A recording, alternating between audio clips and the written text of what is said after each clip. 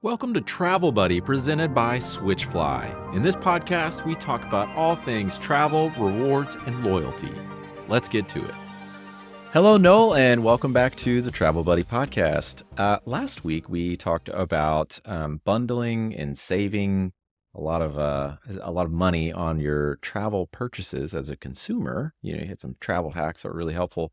But this time, we're going to talk about loyalty, especially for financial services startups that are needing to, bolt on a loyalty program, get up and running really quickly, and add that to their client base. So tell me a little bit about what you guys are working on at Switchfly that can allow that to happen, and some of maybe the mechanics of it, the pitfalls of it. Why would somebody be interested in this? What's helpful about it? That Sure. kind of thing. Thanks, Brandon. I think the interesting thing, there's a lot of financial services credit card startups out there, right? The credit card companies, and there's some great startups that let you run those programs really, really quickly, right? If you wanted to start up a credit card for dog groomers, you could probably do it, right? In like a matter of weeks, right? Or start up a credit card for podcasters or whoever with kind of those things. And the interesting thing in the startup world is that it becomes how you also reward the consumer, right? And a lot of people have built, points programs, and what they end up with when they're starting their credit card is a cashback model, right? So you spend, $1,000, you may get, 1% back or 2% back or 3% back. And that's just cash that credits against their card. But a lot of those programs realize that they need to be able to offer perks and benefits, if you will, that let the user or the consumer purchase more, right, through their card and get the benefit of points, right? So the big guys do this, at a massive scale, right, in the billions and trillions of dollars. Everybody uses their American Express or Chase Rewards card and things like that. But when they go to the shopping cart, they're also purchasing more travel, right, on those things. And what we've seen is in the startup world, right, I probably have 5 that we're talking to now that are trying to start these credit card programs, and they need the ability to have travel, right? And so Switchfly actually has a program that we call Pro, right? And its job and its go-to-market is really to help those startups add travel to their platform as a perk, right? Or as a benefit is the way you think about it. And as a travel startup company, you can add our Pro platform in as little as like 2 to 3 weeks, right? Wow. And we have customers that have gone from contract signing, project kickoff to in production, ready to go in less than 30 days, right? Amazing. And that's what it takes. I think the one thing is, if you are a travel startup, if you are a loyalty program startup, a credit card startup, you don't have months and months and months to do this kind of work, right? You need to basically be able to flip it on fast and be in the market and have this solution. And there's a lot of existing kind of loyalty travel program partners that it will take months. It could take 9, 12 months for it to be implemented.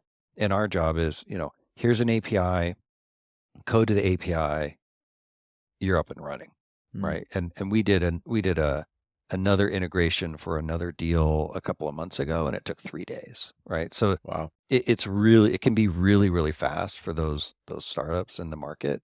And now they have, the interesting thing about travel is people always think about just the tech piece, and you have to think about the broader spectrum of what's really there, right? So when you think about, I have a loyalty startup travel credit card, right? If you will, if that was your startup, I need to add all the backend services, right? Or a financial services credit card or another built, right? Or things like that.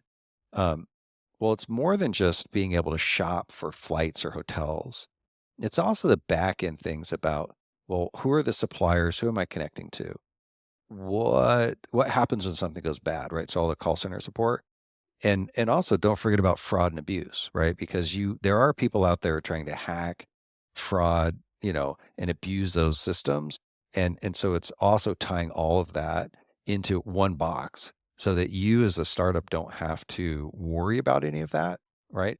And now Mm, you can have a great travel reward program tied to your points program in the system. amazing.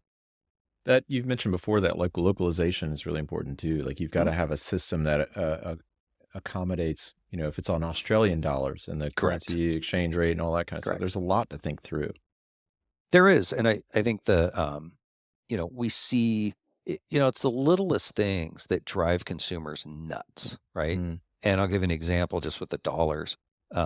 If you don't have the ability to show the currency in the local currency, then the customer is making a decision based, let's say, in dollars, and they're having to try to get their calculator and figure out what that means in their local currency.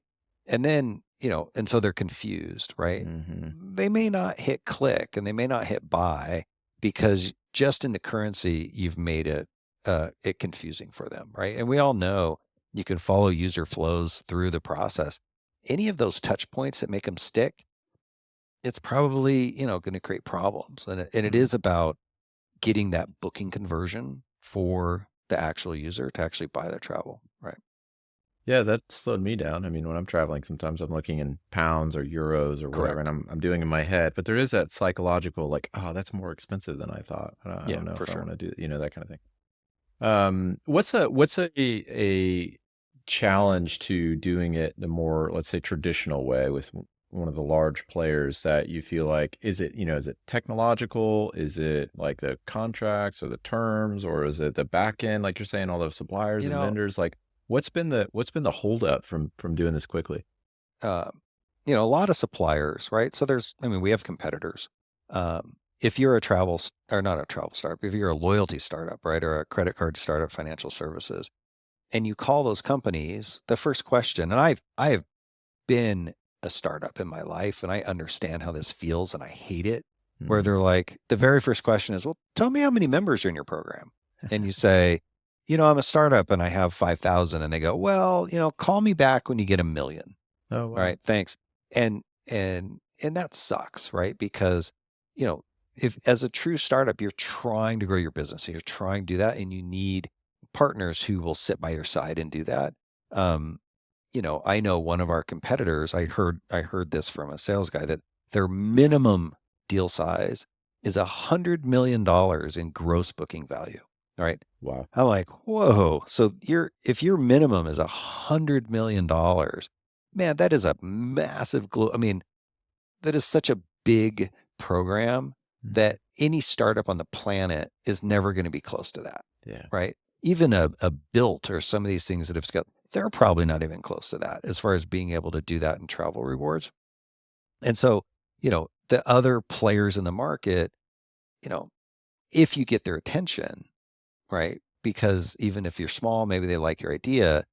And then it becomes a discussion about, well, that's going to take 9 months to a year to implement. And Mhm. you have to pay for all the implementation services in order to get that done. So, a startup in my mind is never going to write a $500,000 check to Yeah. do professional services, right? Yeah. They think and operate as they should, like a startup, right? Pennies matter, right? Nickels, quarters, dimes, unless you're Series D and you've raised 250 million, and most people are not, you have to have something that's able to deliver quickly without spending all of your money because, while you're trying to build your business, you have to show support and growth fast, right? Especially today, if you're a startup, you're trying to raise money, the first question, there's total addressable market and all that other stuff. The second question is grow, right? So how are you growing? How fast are you growing?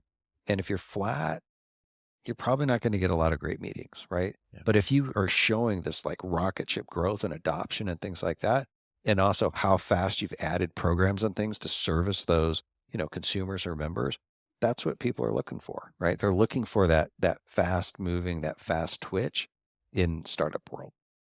Travel is such a high demand. I mean, Mhm. everybody loves travel, and especially on a rewards program, loyalty program. Correct. And if you can plug that in, yeah, huge value add. Huge Yeah, value for add. sure. Yeah. For sure. And the people that we've talked to, it's we try to measure those implementations in days, Wow. right? Yeah. Not weeks or months, because our whole objective is getting them to the path, what we call the path to bookings. So how fast can I get to actual consumers making bookings, because that's where the revenue stream is. Yep. Yep. That's right. Yeah. I mean, as founder of a startup myself, it is Hmm? every dollar and every day matters. Every Correct. single day. If I miss a day, it's tough. So Correct. yeah, that's amazing. What's something? This is the last question. What's something that's you found surprising going through this process of building out this product, but then also interacting with financial services companies? Something that they've asked you, or you found during the process that has kind of Um, like, I didn't see that coming, or they no. didn't see that coming, and it's been kind of a cool story. I think the interesting one is when you talk to crypto startups, because they Mm. want to talk in crypto, and the big suppliers, right? They That's don't funny. they don't operate that way, right? Yeah. And so it's like, yes, crypto's cool and all that other stuff, but I really can't go to Marriott and pay Marriott in crypto, right? And I can't go to the airlines and pay for my flight in crypto, right? And so I've had a couple of conversations with crypto folks where they want to use Switchfly, but they want us to accept a crypto payment and then translate it into dollars and things like that. And how did that go? I'm so curious. I just that's not our business model, Sure. right? Yeah. And so it's like, I'd rather have them convert it to dollars and take the Sure. risk, because they know that kind of the market.